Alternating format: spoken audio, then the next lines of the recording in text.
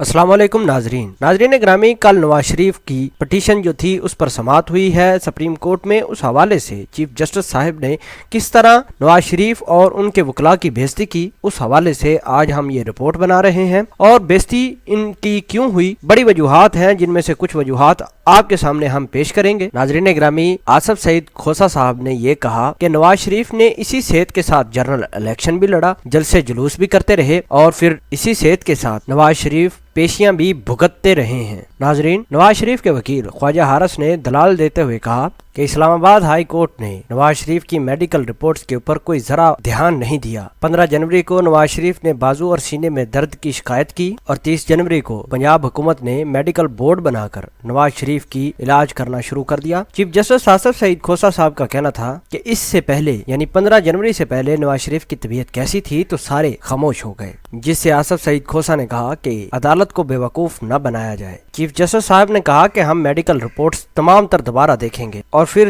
फैसला करेंगे कि इलाज आपका अंदरूने मुल्क या बैरूने मुल्क होना है, क्योंकि जो भी बैरूने मुल्क जाता है वो वापस तो नहीं आता। ऐसा कहना था chief justice of Pakistan Asif Saeed Khosa का। नाजरीन, आपको आगाह करते चलें कि नवाज शरीफ की 2 मेडिकल रिपोर्ट्स आई हैं। पहली रिपोर्ट्स में उनकी उम्र 65 साल और दूसरी में 69 साल बताई गई है। तो इससे आसफ सईद खोसा साहब काफी भरम भी हुए और कहा ख्वाजा हारिस को कि अदालत को बेवकूफ न बनाया जाए और जिस तरह की गेमें आप खेलना चाहते हैं वो हम सब जानते हैं। ऐसा कहना था आसफ सईद खोसा का। आसफ सईद खोसा साहब ने कहा कि नवाज शरीफ को बाहर भेजना, इसका मतलब ये है कि नवाज शरीफ वापस नहीं आएंगे, क्योंकि जो शख्स भी हमसे परमिशन लेकर बाहर जाता है वो कभी वापस नहीं आया। नाजरीन, इसके साथ साथ ख्वाजा हारिस ने यह कहा कि नवाज शरीफ की दिल की शरियाने के साथ साथ दिमाग की शरियाने भी काफी मुतासर है और उन्होंने कहा कि दिमाग की शरियान तकरीबन 50% खराब हो चुकी है और डॉक्टरों के मुताबिक अगर शरियान 50% खराब हो जाए तो किसी वक्त भी हंगामी सूरत हाल पैदा हो सकती है। इस जवाब पर आसफ सईद खोसा साहब ने यह कहा कि